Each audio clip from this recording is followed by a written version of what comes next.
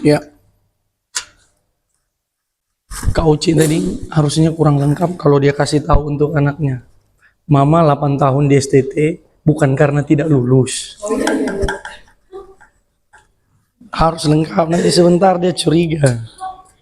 Kenapa ini nggak lulus-lulus ini 8 tahun ini? Gitu. Tapi coba kamu pikirkan yang Kak Uci bilang. Apa itu? Supaya kamu mengetahui, dia bilang, bahwa akulah Tuhan. Nggak sampai ditahu, tapi mengenal.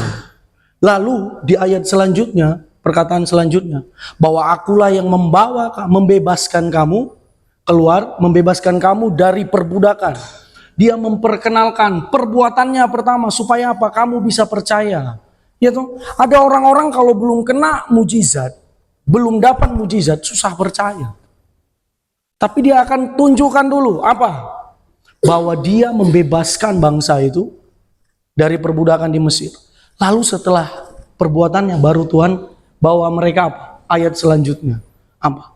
Lalu aku akan membawa kamu ke dalam, pergi kepada tanah yang kujanjikan. Itu namanya perjalanan. Untuk mengenal jalan-jalannya. Di jalan-jalan itu 40 tahun mereka dididik. Nah, itu. Bagus kan ayatnya? Dari tahu, kenal, dibawa kenal perbuatannya. Lalu yang terpenting apa? Kamu dibawa kenal jalan-jalannya. Dibawa kenal kehendaknya. Tapi itu semua aku merenungkan satu hal. Coba kamu pikirkan dan renungkan di dalam hatimu. Apa sebenarnya yang membuat kamu begitu pasif? Apa yang membuat kamu begitu pasif terhadap hal-hal yang rohani? Seperti tidak bergairah. Kamu mau menyembah Tuhan, kayak tidak ada perasaan apa-apa. Bukan. Hadirat Tuhan bukan perasaan. Hadirat Tuhan bukan merinding. Kalau mau merinding di kuburan, itu merinding kau. Tapi hadirat Tuhan bukan merinding-merinding. Tapi satu kali kalau kamu menyembah dan tidak berasa apa-apa, bukan dia tidak ada. Pengertiannya begini, hadirat Tuhan, kamu harus rasakan itu pengertiannya apa? Kehadirannya, kamu tahu dan kenal 24 jam dia ada di dalam hidupmu. Contohnya gimana Kak Dip? Kalau itu benar ada hadirat Tuhan. Kalau benar aku tahu dan kenal, apa? Waktu kamu mau buat dosa, hatimu gemetar. Pikiranmu, aduh, hatimu dibuat tidak tenang. Kenapa? Karena ada Roh Kudus yang bicara, mengganggu hati. Artinya apa? Dia hadir untukmu. Dia itu Allah Immanuel. Dia udah bilang apa? Immanuel. Artinya Allah beserta. Dia bukan Tuhan di rumah kosong. Percayalah. Kamu pergi dari tempat ini, kita tidak menyembah di tempat ini. Dia bukan Allah atas rumah kosong. Mau gereja terbesar di Salatiga, kalau orang sudah pergi dari tempat itu, dia tidak jadi penunggu tempat angker. Berarti dia tidak menjadi penunggu tempat angker. Sebab dia Allah orang hidup, bukan Allah orang mati. Kenapa dia berani bilang, aku Allah Abraham, Ishak dan Yakub? Bukankah mereka sudah mati? Tapi sebenarnya mereka memperoleh hidup yang kekal. Itu sebabnya dia menyebutnya aku Allah orang hidup. Aku Allah orang hidup. Dan coba kamu renungkan. Kalau di hatimu tidak ada perasaan yang begitu excited waktu datang ke rumah Tuhan. Sedangkan kalau kamu baca tuh ayat. Daud tahu apa dia bilang? Aku berlari mendahului orang-orang. Seorang raja dengan jubah kebesaran dan mahkota mengangkat. Tahu yang kayak duster itu. Itu dia angkat tuh, terus dia lari. Bayangkan kamu, istrinya waktu dia menari-nari sambil telanjang. Telanjang bukan berarti tidak ada satu benang pun. Bukan, pengertiannya bukan begitu. Pengertiannya itu dia masih pakai cawat. Itu dia masih pakai, ada celana lah bagi mereka itu. Untuk menutupi itu. Tapi bagi mereka itu sudah telanjang. Tahu istrinya ngomong apa? Kayak orang gila dia. Waktu kamu menyembah Tuhan, terus orang bilang, ini kok aneh. Bukan kamu yang aneh, dia yang nanya yang aneh. Dia yang nanya yang aneh. Kenapa? Karena dia belum mengalami yang kamu alami. Tahu nggak? Orang yang cinta mula-mula dengan Tuhan, Cinta mula-mula nih. Pertama dia menggebu-gebu dengan Tuhan. Tapi dia tidak punya pondasi yang kuat untuk mempertahankan cintanya. Makanya pada akhirnya waktu dia menemukan penolakan, perkataan keras, apalagi hujatan, diledekin, dia akan mudah meninggalkan cinta itu dan pergi. Makanya aku selalu bilang sama anak-anak kita, kalau kamu sudah mengalami cinta Tuhan, tidak berhenti di situ. Bawa cintamu itu kepada pengenalan yang lebih sungguh. Makanya itu aku bisa bilang hari ini, di dalam hidupmu ada yang ditanam dan ada yang dikubur. Sesuai dengan aku merenungkan nih, Tuhan apa yang mau kubagikan Tuhan? Bukankah anak-anak ini anak-anak STT semua? Ya, bukannya anak-anak STT. Tapi kamu harus mengerti satu hal. Hidupmu sedang ditanam atau dikubur. Renungan. Beda ya. Beda. Harta itu bukan dikubur, dipendam. Bukan. Harta yang terpendam. Kalau dikubur, itu pengertiannya apa? Segala sesuatu yang mati. Yang mati apa? Mayat. Dikubur kan? Bangkai dikubur. Sama perasaan cintamu itu. Misalnya kamu pernah dikecewakan sama pasangan. Nggak usah kau senyum, Wilson. Nggak usah senyum kau di. Nggak usah senyum kau di. Tahu nggak? Perasaan cinta itu pasti pernah ngalamin. Enggak, aku kubur dalam-dalam. Bukan aku pendam. Kalau kamu pendam, kamu bisa congkel sedikit. Ngerti? Itu kalau dikubur. Dikubur itu mau gali dalam-dalam. Terus tanam. Itu dikubur. Perasaan itu. Misalnya kamu suka, ya limbongnya. Misalnya, cinta sama seseorang. Gitu. Aku dikecewakan. Wah, aku akan kubur dalam. Tapi kalau masih bisa dicoel sedikit begini, kamu belum kubur. Dikubur sampai kamu tidak bisa gapai lagi. Dikubur. Mati. Tapi kalau ditanam, waktu kamu ditanam, kamu masih bisa mengharapkan apa? Pertumbuhan dari yang ditanam. Itu. Coba kamu renungkan itu. Tuhan, apakah selama ini aku sedang menanam yang baik, menabur yang baik untuk hidupku? Apa itu? Jangan kamu pikir, kamu harus renungkan ayat ini. Apa? Latihan badani terbatas gunanya. Tetapi ibadah berguna untuk segala sesuatu. Bukan hanya satu bagian, tapi segala sesuatu. Bagian rohani itu, supaya kamu mengerti, itu berguna untuk seluruh aspek di dalam hidupmu. Berguna semuanya. Waktu kamu diajari doa, siang, pagi, malam, tahu enggak? Kamu sedang ditanam. Tapi kalau kamu, misalnya begini, istilahnya itu kalau dulu pelayanan kakak-kakak tingkat, ada satu kakak tingkat ngomong sama aku ini mau pindah pelayanan, tapi aku nggak berani. Kenapa? Masa aku kayak tanaman yang baru tumbuh sedikit, dicabut, taruh tempat lain lagi, tanam lagi. Kapan kamu mau tumbuh? Lama-lama kamu mati. Ingat, garam itu bisa jadi tawar. Garam bisa jadi tawar. Tuhan bilang apa? Kamu garam, bukan jadi garam. Kamu garam, bukan jadi garam. Tapi kamu bisa jadi tawar. Firman kebenaran yang di dalam kamu tidak akan keluar. Kenapa? Hatimu sudah duluan tawar. Dengan segala sesuatu yang kamu lihat. Aku bosan dengan ini. Aku bosan doa. Aku bosan baca Alkitab. Kamu hari ini bilang bosan. Waktu kamu keluar dari STT dan lulus, kamu akan lihat pertarungan yang sesungguhnya. Kamu tidak akan bisa buat apa-apa tanpa Tuhan. Nah, itu. Yang dikubur bukan potensimu. Satu pernyataan yang mister itu kutip, aku lupa dari siapa. Tapi dia bilang begini, siapa yang paling mahal di dunia ini? Dia ngomong gitu. Ya orang pasti jawab, Lamborghini, ya kan? Rumahnya Rafathar. Pasti jawab itu kan? iPhone 14 Pro Max. Pasti ngomong itu mereka. Tapi mister ngutip perkataan itu, dia bilang, ya itu semua mahal menurut kalian. Tapi yang paling mahal di dunia ini apa? kuburan.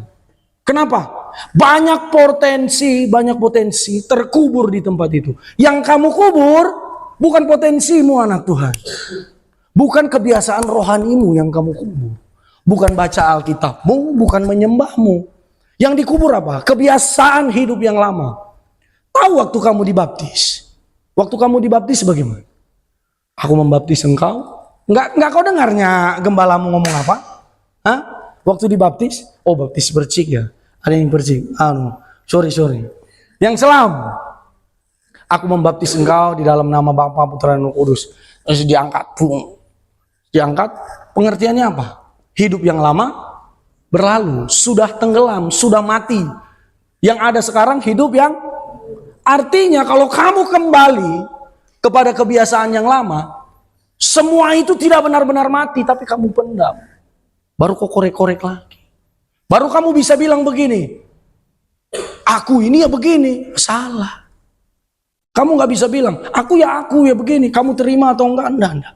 Kamu tidak boleh berhenti di titik aku mengenal pribadiku. Enggak cukup. Tapi apa? Karakter itu harus dibawa kepada apa? Pengenalan akan Kristus. Jalannya apa? Kamu serupa dan segambar dengan Kristus. Itu karakternya. Kalau kamu bilang, aku ya begini. Kau terima atau enggak? Aku ya begini. Enggak, kamu egois. Kamu tidak benar-benar mengenal kebenaran. Jadi apa yang dikubur? Semua sikap yang lama. Kebiasaan yang lama. Yang jelas yang tidak mencerminkan karakter Kristus. Wah, itu yang harus kita renungkan. Sekarang begini. Ubah kebiasaanmu yang lama. Waktu kamu, kaos sekarang itu bagus dulu dia kasih perumpamaan. Apa itu? Iya. Lele aja kalau makan ada yang rakus. Tapi di dalam satu kolam, ada tuh yang bisa sebesar lengan. Tapi ada yang cuma 2 jari. Coba kamu bayangin. Emang yang 2 jari itu tidak makan? Bukan karena dia tidak makan. Siapa yang lebih cepat? Siapa yang haus dan lapar? Kamu di satu tempat, boleh bersama-sama menyembah Tuhan. Tapi jangan heran kalau yang di sebelah kamu, dia menjadi orang yang lebih diangkat Tuhan, dibawa naik daripada kamu. Tapi persoalannya itu tidak berhenti. Oh, dia diangkat naik. Kamu nggak tahu harga yang dia bayar setiap hari. Dia berusaha mengubur semuanya. Semua dikubur. Waktu dia mau marah, Mega udah kesal. Udah begitu kan? Tapi dia bilang apa? Roh Kudus, tolongin aku. Kamu sedang berusaha mengubur itu, mematikan itu. Kalau aku bilang apa? Nadi-nadi kedagingan itu harus mati setiap hari. Nggak cukup sehari kamu potong, besok tumbuh lagi deh. Ngas setiap hari. Sampai karakter Kristus nyata di dalam kamu. Ngerti anak Tuhan? Coba buka Mazmur 1. Aku mau bicara ini. Ditanam dan dikubur. Mazmur 1.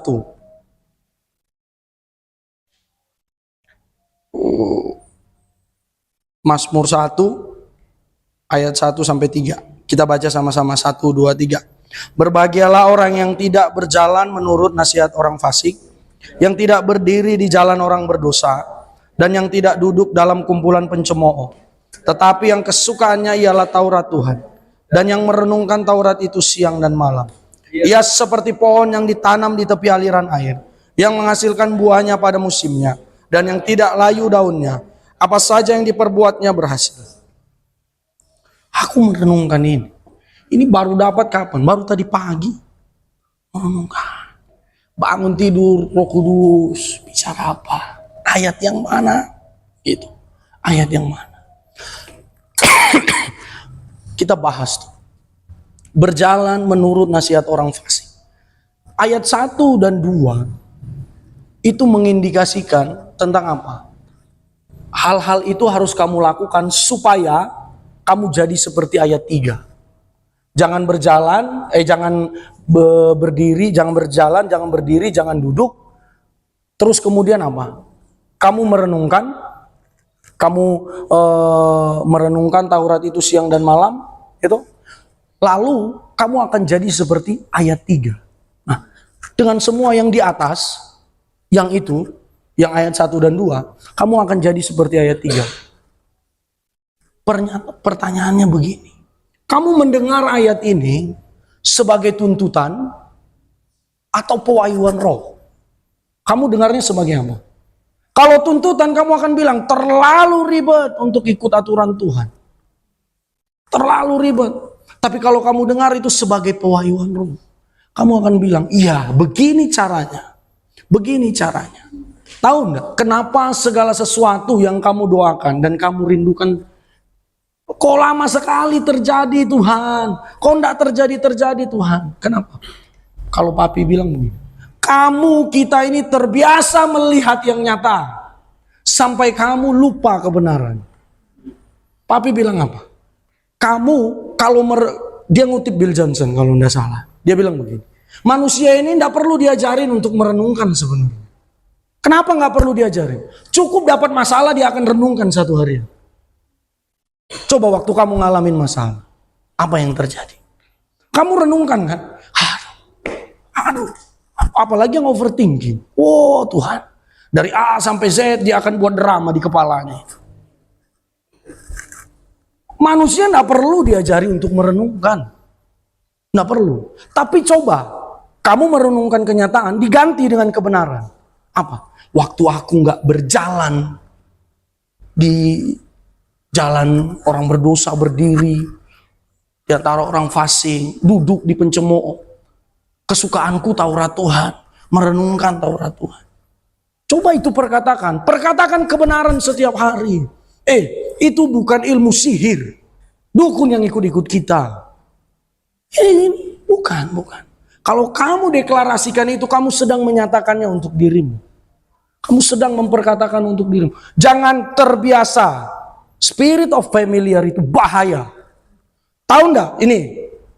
Yang dari SD sudah di sekolah Kristen. Siapa?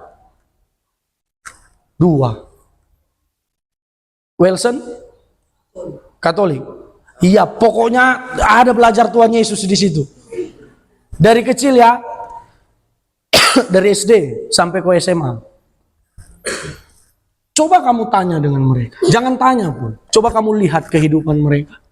Mereka yang dari sejak kecil sekolah di sekolah Kristen, sampai SMA lulus di sekolah Kristen, tapi sampai bisa bilang begini, aku udah biasa, aku udah tahu, aku udah pernah ngalamin itu. Sudah pernah. Berarti saat ini kamu tidak lagi. Apa yang terjadi di dalam hidupmu? Hidup ini bukan statis, dia dinamis, bergerak.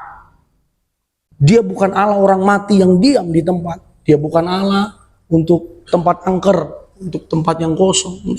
Dia Allah yang dinamis, bergerak. Kebangunan rohani itu bergerak, nggak diam. Kalau dia diam, cuma di lingkungan Pak Trio ini. Tapi kalau dia bergerak, satu kota, bahkan merambat. Itu. Terus baru bilang begini, aku udah biasa. Dari ini aku udah sekolah, aku udah PPA di sini. Aku udah belajar ayat-ayat Alkitab. Tapi kamu terbiasa. Kamu sudah terbiasa dengan firman. Tapi firman tidak hidup. Firman tidak hidup. Kalau benar hidup, hidupmu tidak akan sama. Cara pandangmu, kamu berlaku di hidupmu, kamu gak akan cat rambut, benar kan? Gak akan cat rambut.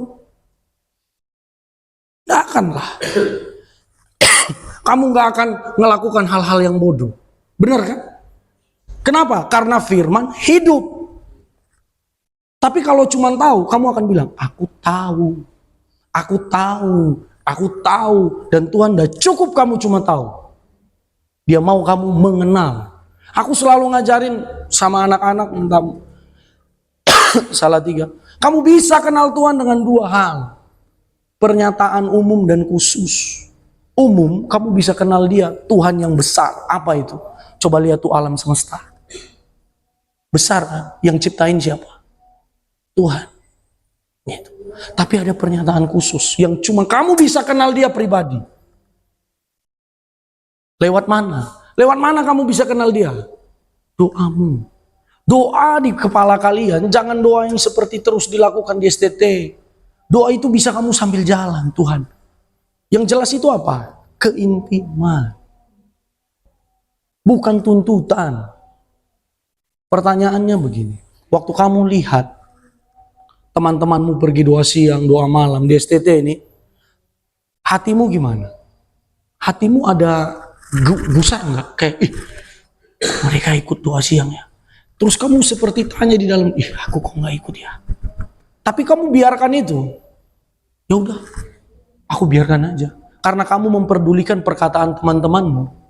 Waktu kamu dibilang, udah mulai bertobat dia. Wah, langsung lari kau dari situ.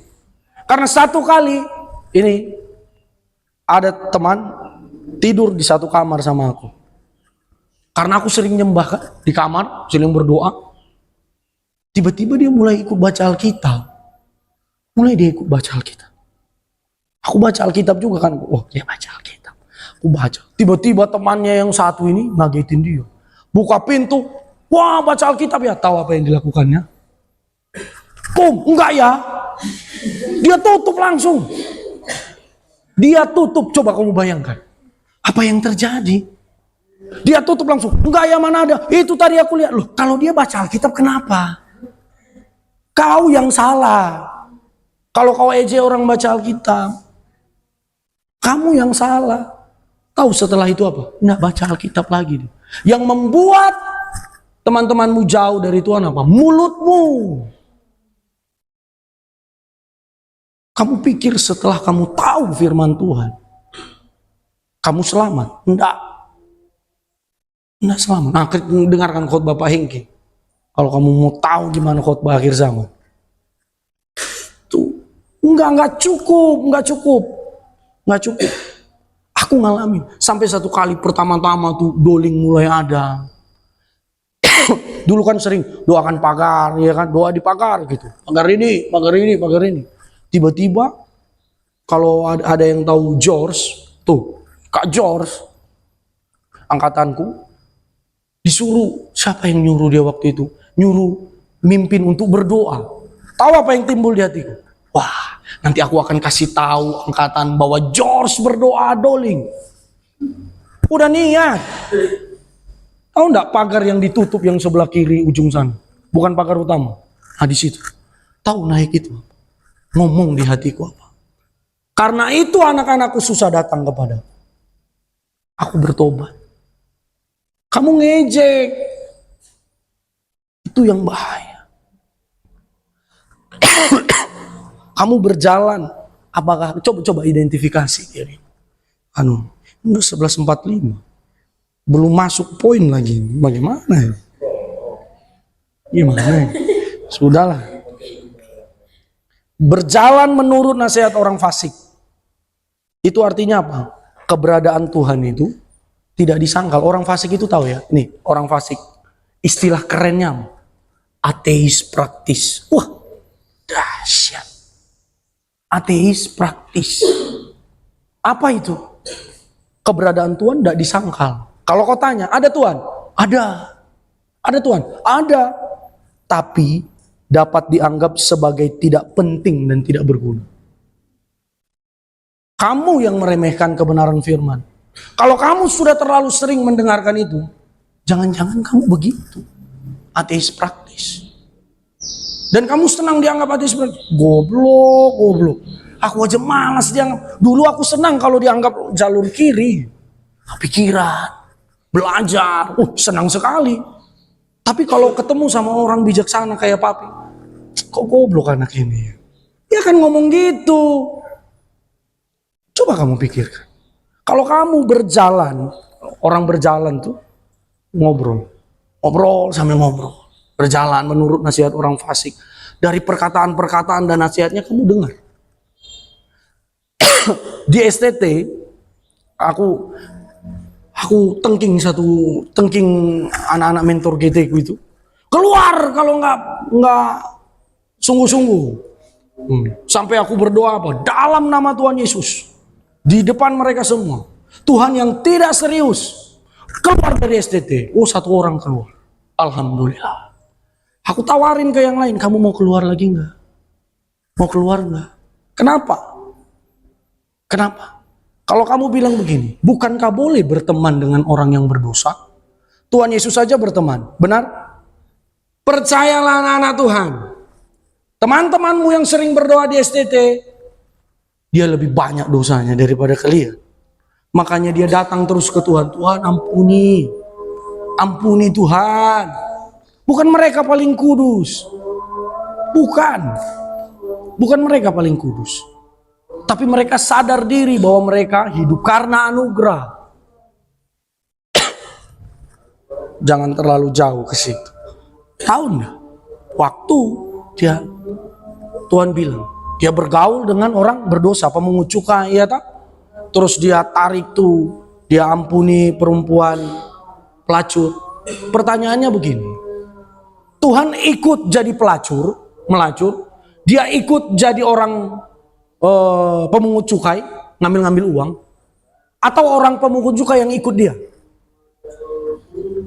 Mana? Kalau kamu bilang begini, nggak apa-apa bergaul dengan orang. Memang harus kamu bergaul dengan mereka. Tapi kalau kamu di STT, kamu tahu kelemahanmu, misalnya rokok. Kamu misalnya mau merokok, kamu masih lemah dengan rokok. Terus ada temanmu yang ngajak kamu, yuk merokok yuk. Kira-kira kamu ikut nggak? Kalau kamu ikut, tolong, itu kamu tolak. Tapi kamu bergaul dengan mereka nggak apa-apa, berteman. Tapi kalau nasihat mereka seperti orang fasik, pergi dari situ. Tahu, yang hampir kebenaran bukan kebenaran. Ya, yang hampir kebenaran bukan kebenaran. Itu berjalan. Kalau berdiri bagaimana? Berdiri di jalan orang berdosa. Aku merenungkan Tuhan. Ini bagaimana? Kalau kamu buka kisah para rasul, kamu akan lihat di situ apa?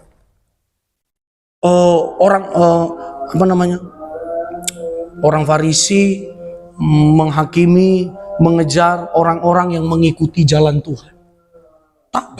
Jalan, berdiri di jalan. Jalan itu mengindikasikan apa? Gaya hidup. Jalan Tuhan, orang-orang yang mengikuti jalan Tuhan. Orang-orang yang mengikuti gaya hidup kebenaran. Waktu kamu berdiri di jalan orang berdosa, pertanyaannya begini, gaya hidupmu seperti mereka enggak? Kamu mengkompromikan segala hal enggak? Segala sesuatu yang hampir kebenaran bukan kebenaran. Misalnya begini, doa siang. Aku itu nggak bisa doa bareng-bareng begitu. Aku bisanya doa pribadi sendiri. Lah aku tanya sama kamu sedang benar-benar itu kebenaran atau kamu kompromi karena kamu malas? Mana yang lebih besar? Mana yang lebih besar? Atau itu kebenaran dirimu? Misalnya begitu. Nah, ini untuk adik-adik ya, pendoa-pendoa yang luar biasa ya. Untuk kalian. Jangan. Aku nggak apa-apa. Kalau nggak doa siang nggak apa-apa. Ya memang nggak apa-apa. Kan aku bisa doa di kamar pribadi. Benar. Lah, kau berdoa bagaimana di kamar? Bukankah lebih banyak buka handphone daripada berdoa? Kamu aja berdoa kalau mau makan dalam nama Yesus, amin. Salah? Enggak salah. Tapi kamu enggak punya pengenalan akan Tuhan. Kalau kamu punya pengenalan, kamu akan mengucap syukur terlebih dulu. Kamu akan mengucap syukur. Tuhan, terima kasih untuk yang kamu sediakan. Makasih Tuhan. Kamu akan mengucap syukur. Jangan lupa di situ. Nah sekarang ini, kamu berjalan, berdiri enggak di jalan itu? Kalau tidak, menyingkir dari situ. Tinggalkan mereka. Tinggalkan mereka. Kalau mereka hidupnya cuma untuk hal-hal yang buruk dan tidak membawa kamu kepada kebenaran, tinggalkan lingkungan itu. Tinggalkan lingkungan itu. Jangan kau bertahan di situ bilang, aku akan menjadi garam dan terang di tengah-tengah mereka. Oh, mulia sekali perkataanmu anak Tuhan. Tidak apa-apa. Tapi pertanyaannya, apakah manusia kamu sudah kuat? Apakah kamu sudah meninggalkan kebiasaan-kebiasaanmu yang lama? Kalau kamu masih mabuk, terus kau nimbrung sama mereka. Terus kamu baru dibilang, aduh ternyata dia sudah punya pacar. Bagaimana? Minum tak? Baru bilang, kak aku begini karena aku stres. Terlalu kecil. Terlalu kecil. Apakah kamu duduk di dalam kumpulan pencemooh? Tinggalkan itu. Mereka yang hanya sering mengomentari, tapi tidak pernah melakukan, itu pencemooh. Cuman bisa bilang begini, bilang begitu. Apakah kamu tinggal di lingkungan seperti itu? Kebiasaan yang seperti itu harus dijauhkan supaya ayat 3 itu terjadi. Nah, itu kan pantangannya. Baru dia bilang apa? Ini seperti, tahu apa? Tanah yang dibuka di dalam hatimu. Apa itu? Kesukaannya Taurat Tuhan. Loh, kesukaannya itu gimana? Setiap hari mana yang lebih kuat? Ya Yos, Netflix atau firman Tuhan? Tahu, kami dapat Netflix gratis loh 1 bulan. Nonton. Hei anak Tuhan, tahu bagaimana godaan kamu? Spy X jalan terus ya. The Witcher jalan terus. Itu bagaimana? Mana yang lebih paling kamu suka? Merenungkan firman Tuhan atau enggak? Tahu apa yang kualami? Aduh, aku pengen nonton.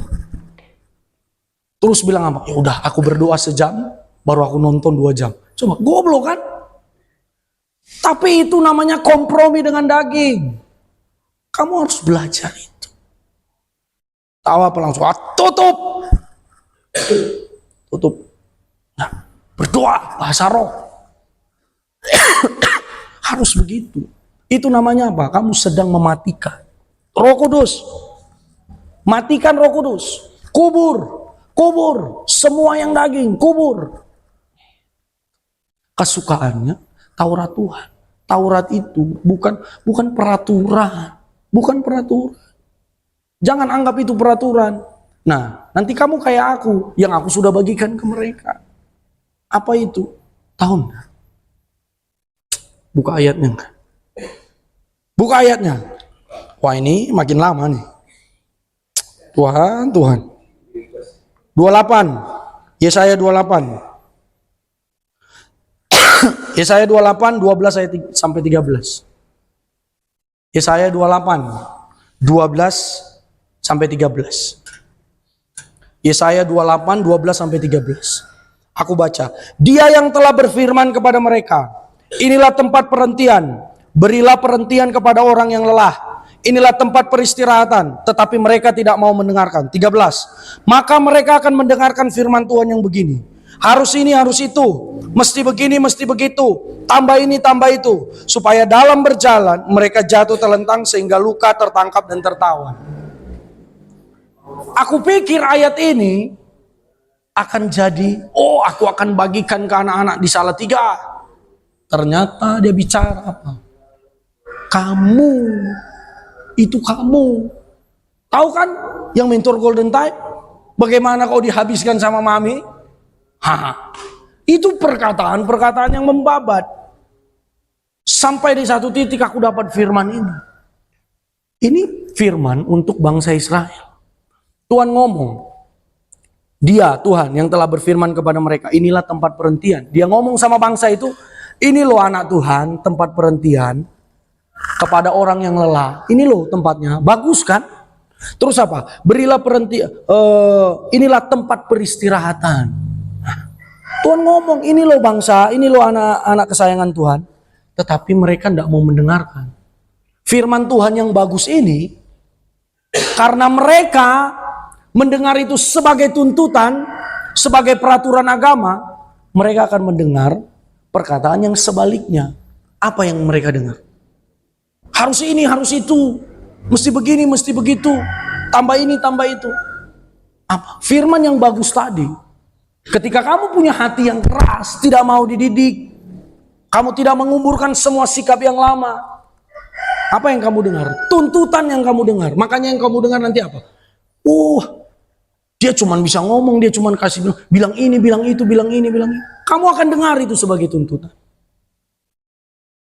Makanya itu, kesukaannya ialah Taurat Tuhan. Dan yang merenungkan Taurat itu siang dan malam. Oh, siang dan malam berarti cuman siang sama malam, enggak? Enggak. Itu bicara tentang konsistensi. Apakah kamu tetap konsisten merenungkan? Kalau Pak Philip Mantova bilang apa? Kalau dia merenungkan bagaimana?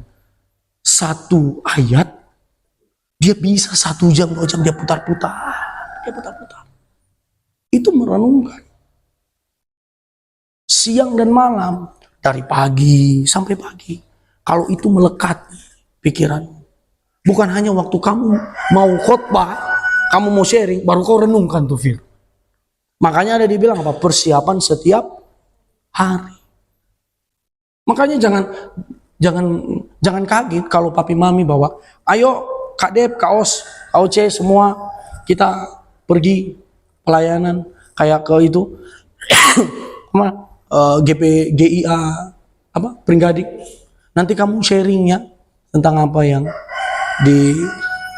ditaruh kehidupan inimu selama di Salatiga gimana, coba bagikan. Gitu, coba. Terus kau bilang, aku belum persiapan mami. Sebentar dapat. Nggak bisa persiapan setiap hari. Ngerti anak Tuhan? Nah, baru kamu ayat 3 apa? Setelah kamu ngerti itu peraturan. Ngerti itu. Pewahyuan roh itu. Jangan berdiri, berjalan, jangan duduk. Kamu merenungkan, kamu menyukai Taurat Tuhan. Kamu akan seperti pohon yang ditanam di tepi aliran air. Waktu aku cari faktanya apa? Tahu pohon yang ditanam dekat sumber air. Tahu pohon itu kalau sudah besar, dia bisa menyerap 500 meter kubik air per tahun. Terus apa? Selain itu dapat mentransfer air sebanyak 4.000 liter per hari. Tahu enggak? Sumber air itu mengindikasikan siapa? Tuhan, roh Tuhan. Tuhan tidak akan menanam kamu jauh daripada dia. Tahu? Kalau di padang gurun, dia jadi sumber airnya. Kamu di tanah gersang, dia jadi sumber airnya. Artinya apa? Waktu dia menanam kamu, dia tidak tanam kamu jauh-jauh dari dia. Tapi dia tanam kamu di dekat dia. Supaya apa? Ada kehidupan yang ilahi itu, kamu serap.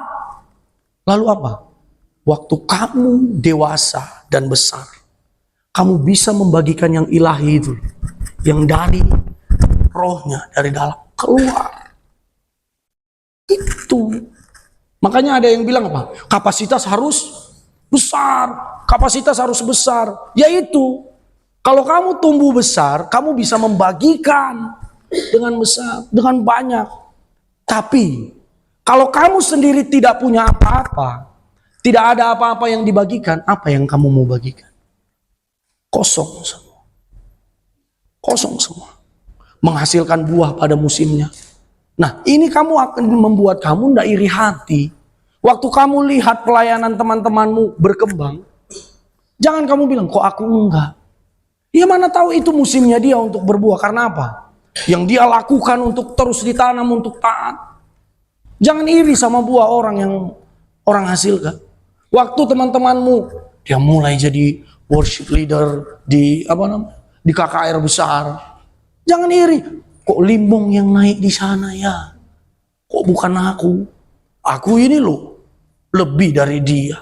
Loh, kamu gak mengerti. Kalau kamu mengerti buah pada musimnya, kamu gak akan iri hati dengan orang. Ngerti anak Tuhan? Dan yang daunnya tidak layu. Tahu gak? Musim salju, ada daun di pohon? Nggak ada kan? Musim gugur, daun gugur semua. Benar? Tapi ini apa? Yang tidak layu daunnya. Segala musim. Musim apapun yang kamu lewati. Itu tidak akan membuat daunmu berguguran. Tapi jangan cuma kamu jadi pohon yang besar dan cuma daun yang banyak. Sebab apa? Kapak sudah tersedia di akar pohon. Siapa yang tidak berbuah, ditebak. Kalau kamu buka Yohanes 15. Ranting yang putus daripada pokok anggur itu jadi apa? Dibakar katanya.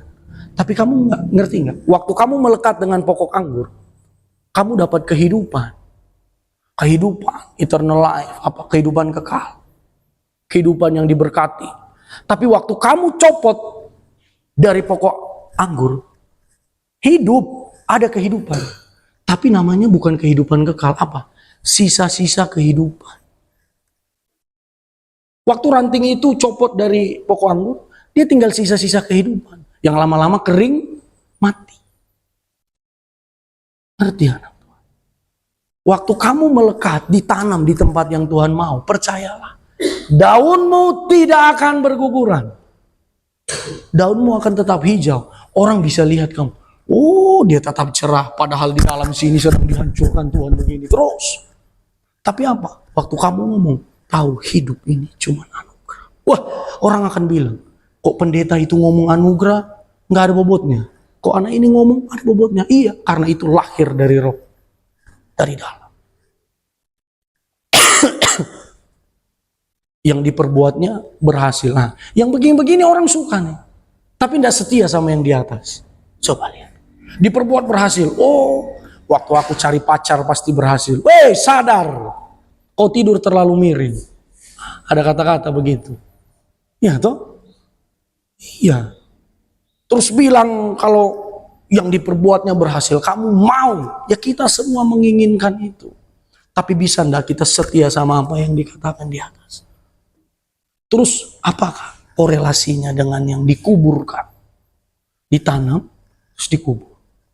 Ayat terakhir, Yohanes 12 ayat 24. Yohanes 12, 24. Yohanes 12, 24, aku baca. Aku berkata kepadamu, sesungguhnya jikalau biji gandum tidak jatuh ke dalam tanah dan mati, ia tetap satu biji saja. Tetapi jika ia mati, ia akan menghasilkan banyak buah. Berarti apa? Kamu itu harus ditanam. Kalau kamu benih, kamu ditanam di tempat yang Tuhan mau. Lalu apa?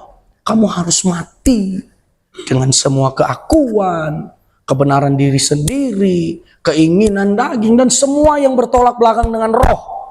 Harus mati. Harus mati. Gitu. Mati di sini adalah mati dari semua hal yang bisa menghambat kita bertumbuh. Semua hal, apapun itu. Pikiranmu yang overthinking dan semua hal itu. Sampai kamu mengalami benar-benar Tuhan yang kamu sembah itu. Percayalah, Dia menanam kamu tidak jauh dari dirinya sendiri. Kalau perkataan yang sering digumamkan, digaung-gaungkan apa? Tuhan membawa kamu sejauh ini tidak untuk meninggalkan kamu. Ya benar, Dia menanam kamu tidak jauh dari diri. Ya. Kalau kamu lahir dari roh, maka perbuatanmu akan sama seperti roh itu. Sebab keinginan daging bertolak belakang dengan keinginan roh. Amin. Kita bangkit berdiri.